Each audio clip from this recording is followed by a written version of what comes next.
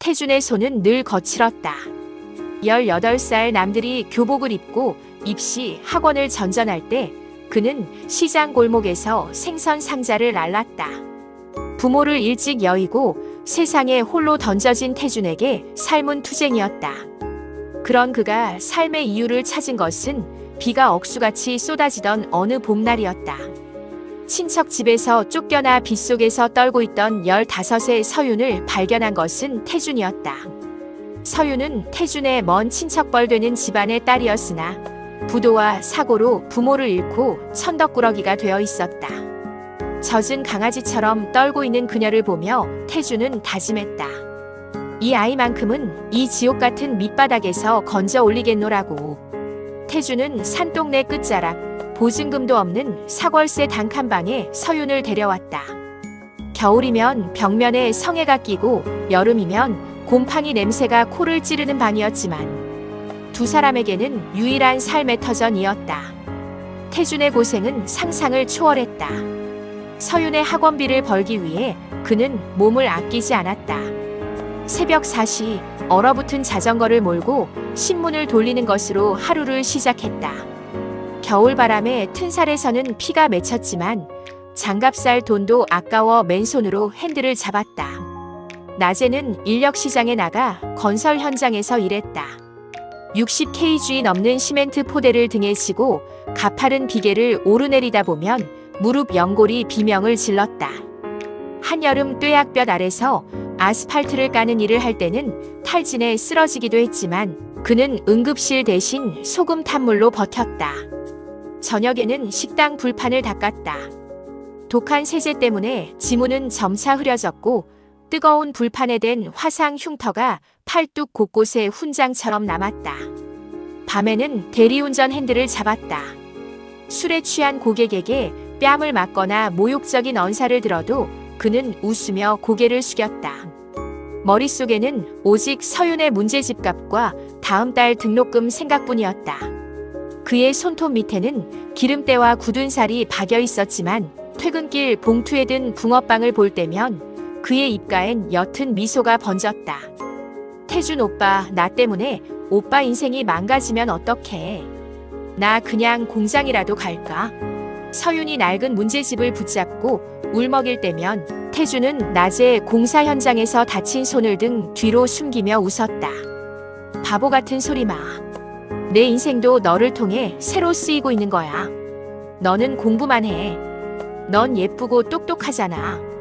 나중에 저 TV에 나오는 멋진 아나운서가 돼서 내 이름 한 번만 불러줘. 그거면 내 인생은 보상받는 거야. 서윤은 눈물을 흘리며 태준의 품에 안겼다. 그날 밤 좁은 단칸방에서 두 사람은 영원을 약속했다. 태준은 서윤의 등록금을 위해 장기 매매 전단지를 기웃거릴 정도로 절박했고 서윤은 그런 태준의 희생을 먹고 눈부시게 피어났다. 서윤이 대학에 합격한 날 태준은 사실 수술이 시급한 탈장 증세가 있었지만 이를 숨기고 서윤의 입학금을 냈다. 그는 서윤이 학교에서 기죽지 않도록 자신은 낡은 군복 바지에 작업화만 신고 다니면서도 서윤에게는 백화점에서 산 구두와 코트를 선물했다. 자신의 위장은 만성염증으로 타들어갔지만 서윤의 가방에는 늘 영양제와 수입 초콜릿이 들어있었다. 오빠, 나 아나운서 되면 오빠 제일 비싼 양복부터 사줄게. 그리고 세상에서 제일 행복한 남자로 만들어줄게. 서윤은 기름기 묻은 태준의 손을 잡으며 맹세했다. 태준은 그 약속 하나만을 믿고 자신의 영혼을 팔아서라도 그녀의 길을 닦았다. 7년의 시간이 흘렀다. 태준의 처절한 희생은 결실을 보았다. 서윤은 대한민국 최고의 방송국 ABC의 아나운서가 되었다. 처음 아나운서 시험에 최종 합격하고 태준의 일터로 달려왔을 때만 해도 그녀는 태준의 작업복에 묻은 흙먼지를 개의치 않고 품에 안겼다. 하지만 그 온기는 그리 오래가지 않았다. 그녀의 얼굴이 저녁 뉴스에 등장했고 그녀가 입는 옷과 장신구는 매번 화제가 되었다. 하지만 서윤이 화려해질수록 태준은 점점 더 깊은 어둠 속으로 숨어들어야 했다. 태준의 몸은 이미 망가질 대로 망가져 있었다. 무거운 짐을 지느라 허리는 굽었고 거친 현장 일로 피부는 검게 그을리고 거칠었다. 그녀의 변화는 사소한 습관에서부터 시작되었다. 입사 1년 차 동기들과의 술자리에서 서유는 남자친구가 뭐 하느냐는 질문에 그냥 사업 준비 중이야 라고 거짓말을 했다. 태준이 막노동 현장에서 일한다는 사실이 입 밖으로 나오는 순간 자신의 우아한 이미지가 무너질 것 같은 공포를 느꼈기 때문이었다. 생명의 은인이 아닌 지우고 싶은 얼룩이었다. 오빠, 당분간 내 근처로 오지 마. 기자들이 붙었어. 응, 알았어, 서윤아. 바쁠 텐데 밥은 잘 챙겨 먹고. 그리고 그 낡은 트럭 좀 처분하면 안 돼? 방송국 근처에서 누가 볼까봐 겁나. 제발 세련되게 좀 하고 다닐 순 없어? 그날 밤 태준이 퇴근길에 4-5만 원짜리 족발 세트를 보며 서유는 처음으로 눈살을 찌푸렸다. 오빠, 이런 것 좀 사오지 마. 집안에 냄새 배잖아. 그리고 나 이제 다이어트 해야 해서 이런 거 못 먹어. 태준은 미안하다며 서둘러 봉투를 치웠지만 서윤의 눈에 비친 태준의 구분 등은 이제 든든한 버팀목이 아니라 궁상맞은 그림자였다. 서윤이 메인 앵커 자리를 꿰차고 상류층 사교 모임에 초대받기 시작하면서 배신의 흔적은 더욱 짙어졌다. 그녀는 태준이 사준 중고차를 몰래 폐차하고 방송국에서 제공한 외제차를 타기 시작했다. 태준이 정성껏 끓여놓은 김치찌개는 손도 대지 않은 채 치워졌고 그 자리엔 값비싼 샐러드가 놓였다. 배신의 결정적인 흔적은 서윤의 휴대전화 속 스팸 번호 목록이었다. 서윤은 태준을 스팸으로 저장해 두었다. 동료들과 있을 때 태준에게서 전화가 오면 아, 또 광고 전화네라며 아무렇지 않게 거절 버튼을 눌렀다. 태준이 방송국 앞에서 그녀를 기다릴 때면 서윤은 그를 발견하자마자 뒷걸음질 쳐 지하 주차장으로 숨어버렸다. 오빠, 내 말 잘 들어. 오빠가 내 옆에 있으면 사람들이 나를 어떻게 보겠어. 내가 어떤 고생을 해서 이 자리까지 왔는데 오빠가 내 미래를 망치고 싶어? 재벌 3세 성진과의 만남은 서윤에게 확신을 주었다. 성진이 선물한 억대의 다이아몬드 목걸이를 목에 건 순간 서윤은 태준이 사준 금반지를 서랍 깊숙한 곳에 던져버렸다. 그녀에게 태준은 이제 갚아야 할 은인이 아니라 자신의 고결한 탄생 설화에 오점을 남기는 추잡한 과거 그 자체가 되었다. 그녀가 바빠서 혹은 예민해서 그럴 것이라며 스스로를 속였다. 태준은 서윤의 변화를 묵인했다. 하지만 서윤은 이미 태준의 존재를 지우기 위한 작업을 마친 상태였다.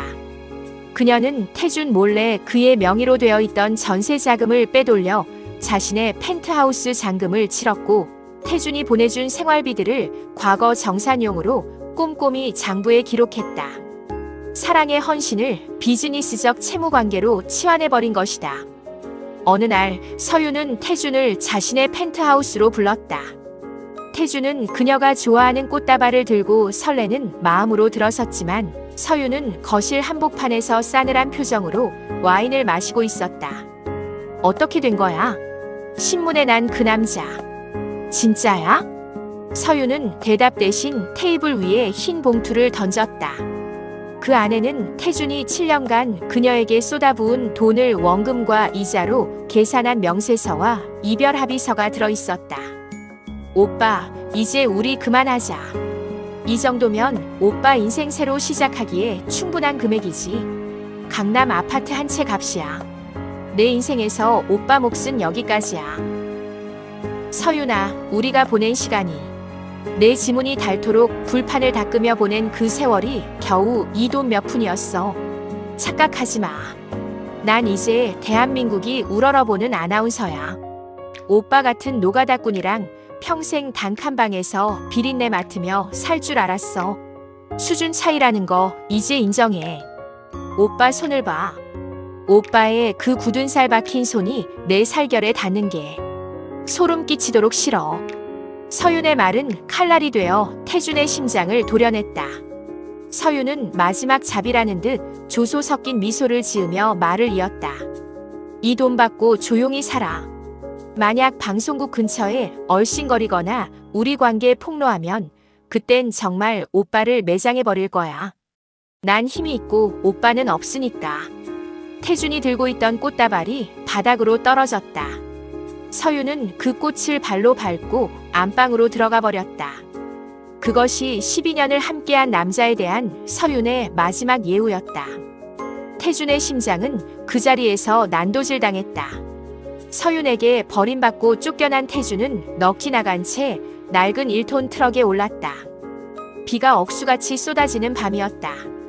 와이퍼가 거칠게 창문을 닦아냈지만 태준의 눈앞은 서윤이 던진 독설의 잔상으로 가득 차 아무것도 보이지 않았다. 수치스럽다니. 내 손이 소름 끼치도록 싫다니. 태준은 자신의 손을 보았다. 핸들을 잡은 손등 위에는 공사 현장에서 튄 불꽃 자국과 세제에 녹아내린 흔적이 가득했다. 서윤을 아나운서로 만들기 위해 바친 12년의 세월이 그 손 안에서 진물처럼 흘러내리는 것 같았다. 그때였다. 반대편 차선에서 빗길에 미끄러진 대형 덤프트럭이 중앙선을 넘어 태준의 트럭을 덮쳤다. 굉음과 함께 세상이 뒤집혔다. 차체가 종이장처럼 구겨졌고 유리 파편이 태준의 온몸을 파고들었다. 의식이 멀어져가는 순간에도 그는 들었다. 라디오에서 흘러나오는 서윤의 목소리를. 그녀는 내일 있을 자선 행사를 예고하며 세상에서 가장 행복한 목소리로 웃고 있었다.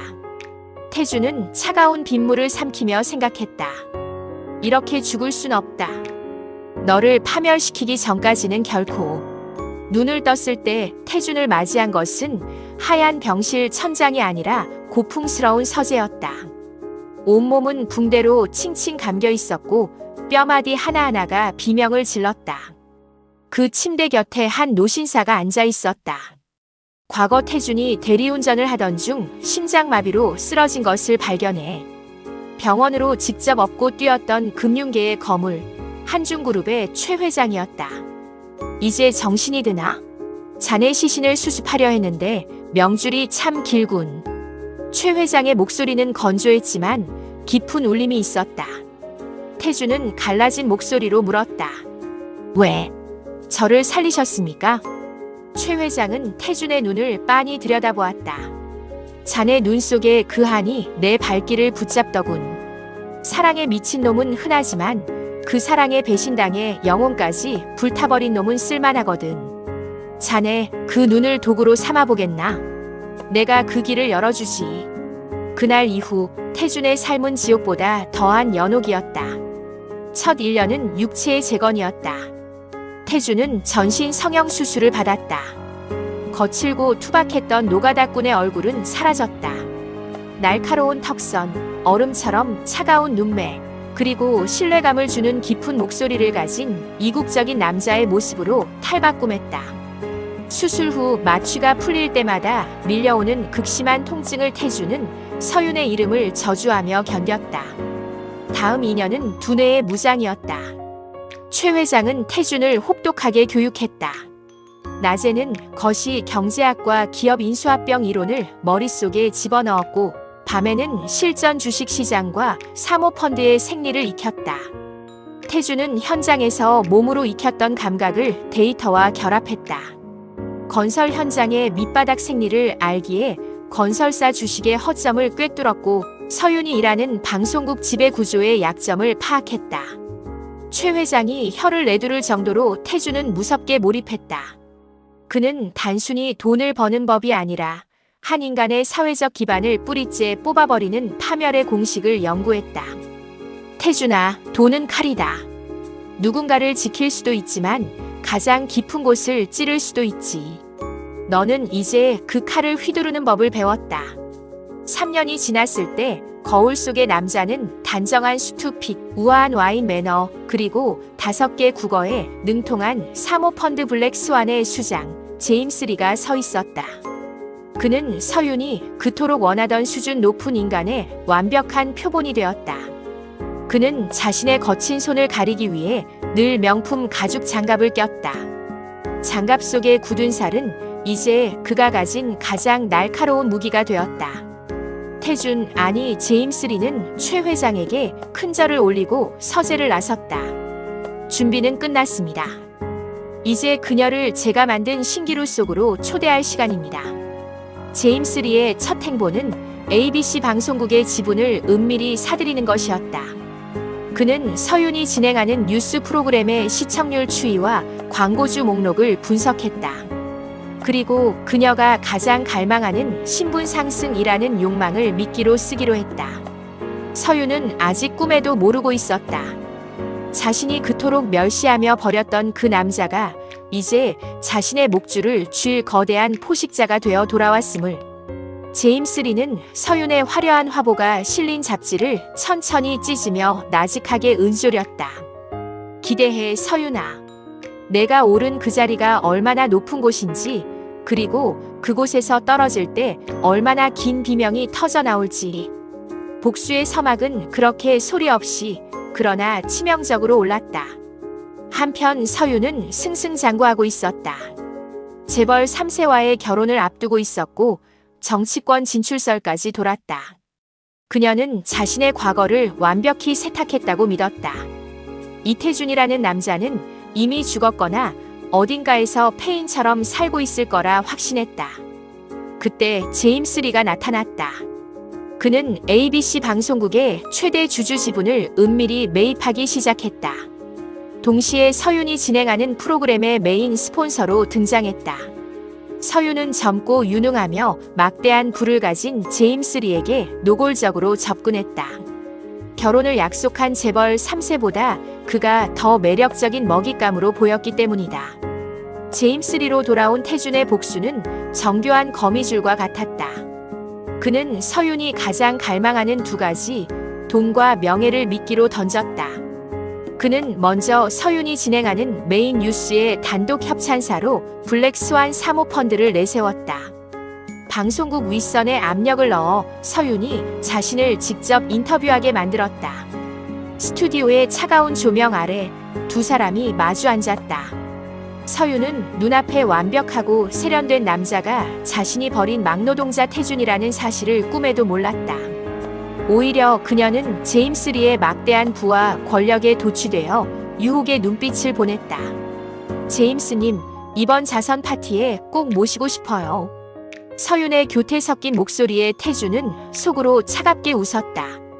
좋습니다. 이서윤 아나운서. 당신 같은 분의 초대라면 거절할 이유가 없죠. 제임스님, 이번 사모펀드 운용 계획이 무척 인상적입니다. 개인적인 자산 관리도 부탁드려도 될까요? 태준은 장갑을 낀 손으로 커피잔을 만지며 차갑게 미소 지었다. 이서윤 아나운서라면 특별히 모셔야죠. 마침 수익률 300%를 보장하는 비공개 프로젝트가 있습니다. 태준은 그녀에게 최고의 다이아몬드와 명품을 쏟아부었다. 서윤은 다시 한번 신분 상승의 짜릿함에 취해 제임스 리가 건네는 독이 든 성배를 향기로운 와인이라 착각하며 단숨에 들이켰다. 욕망에 눈이 먼 서윤은 태준이 쳐놓은 덫에 제 발로 걸어 들어왔다. 그녀는 전세 자금과 대출금, 심지어 약혼자에게 받은 지참금까지 모두 태준의 유령 계좌로 송금했다. 동시에 태준은 서윤의 약혼자 성진에게 은밀한 자료를 보냈다. 서윤이 과거 학비를 벌기 위해 유흥업소에 잠시 몸담았던 기록, 그리고 태준과의 12년 동거 사실이 담긴 사진들이었다. 복수의 날은 서윤의 아나운서 대상 시상식 날로 잡혔다. 그녀의 인생에서 가장 빛나는 그 순간, 태준은 그녀를 지옥으로 떨어뜨릴 준비를 마쳤다. 전 국민의 시선이 집중된 생방송 현장. 서윤이 눈부신 드레스를 입고 무대 중앙에서 트로피를 들어올리려는 찰나 무대 뒤 대형 스크린의 화면이 바뀌었다. 영광스러운 후보 영상 대신 12년 전 낡은 단칸방에서 서윤이 울며 태준에게 매달리던 촌스럽고 지저분한 모습, 태준의 도움으로 학업을 하던 시절 태준에게 고맙다며 안긴 사진들, 그리고 3년 전 서윤이 태준에게 돈 봉투를 던지며 모욕하던 블랙박스 영상이 전 국민의 안방으로 송출되었다. 결정적인 순간은 서윤이 태준에게 독서를 퍼부은 내용이 스피커를 타고 나올 때이었다. 이 돈 받고 조용히 살아. 만약 방송국 근처에 얼씬거리거나 우리 관계에 폭로하면 그땐 정말 오빠를 매장해 버릴 거야. 난 힘이 있고 오빠는 없으니까. 저게 뭐야? 이서윤 아나운서 아니야. 객석은 술렁였고 서윤의 얼굴은 순식간에 흑빛으로 변했다. 객석은 얼어붙었고 시청률은 폭등했다. 그때 제임스 리가 무대로 걸어 나와 떨고 있는 서윤의 귓가에 낮게 속삭였다. 서윤아, 내가 그토록 혐오하던 이 손이 사실은 내 왕관을 만들었어. 이제 그 왕관이 내 목을 조를 시간이야. 서윤은 그제야 제임스 리의 눈동자 속에서 이태준을 발견했다. 서윤은 그를 보고 비명을 질렀다. 오, 오빠? 아니, 제임스? 이게 어떻게 된 거야? 그녀는 비명을 지르며 주저앉았다. 태준은 마이크를 잡고 차분하게 말했다. 이서윤 씨, 당신이 그토록 혐오하던 막노동자의 돈으로 만든 당신의 왕관이 마음에 듭니까?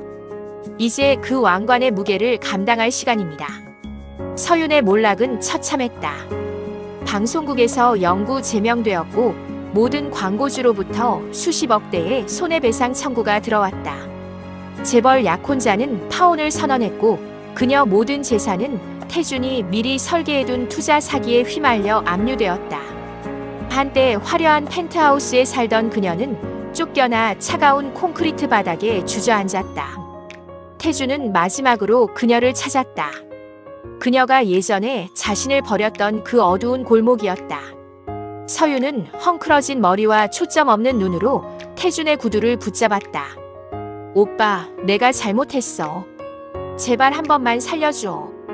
우리 그때로 돌아가자, 응. 태준은 그녀의 손을 차갑게 뿌리쳤다. 그리고 3년 전 그녀가 했던 말을 그대로 돌려주었다. 착각하지 마. 난 이제 대한민국을 움직이는 투자자야.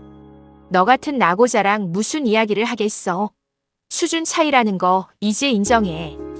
태준은 뒤도 돌아보지 않고 자신의 고급 세단에 올라탔다. 백미러 속으로 절규하며 바닥을 기는 서윤의 모습이 보였다. 태준은 주머니에서 낡은 붕어빵 봉투 하나를 꺼내 창밖으로 던졌다. 복수는 완벽했다. 서윤은 이제 예전에 그 낡은 산동네 단칸 방보다 더 비참한 고시원 방방이로 쫓겨났다. 그녀는 매일같이 술에 취해 태준의 옛 번호로 전화를 걸며 울부짖었지만 돌아오는 것은 차가운 기계음뿐이었다. 태준은 서윤이 몰락한 뒤 그녀가 살던 펜트하우스. 화려한 거실 한복판에 서 있는 태준의 마음은 얼음처럼 차가웠다. 승리감은 잠시뿐이었고 그 자리를 채운 것은 거대한 허무였다. 그는 장갑을 벗고 자신의 손을 내려다보았다. 수술로 흉터는 희미해졌지만 서윤을 위해 시멘트를 나르고 불판을 닦던 그 시절의 통증은 여전히 뼈마디마다 살아있었다.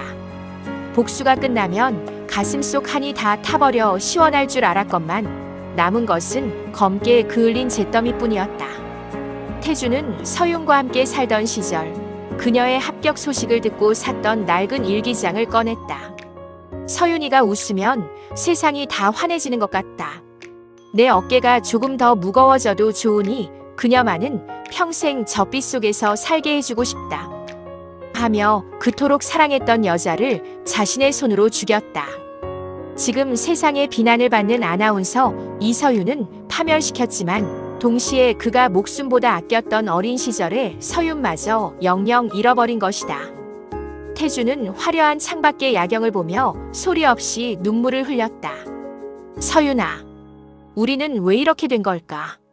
그는 이제 대한민국 금융계를 주무르는 거물이 되었지만 정작 돌아갈 곳도 그를 진심으로 이름 불러줄 사람도 없었다. 그는 서윤을 무너뜨리기 위해 그녀와 똑같은 냉혈한이 되어버린 자신을 발견했다.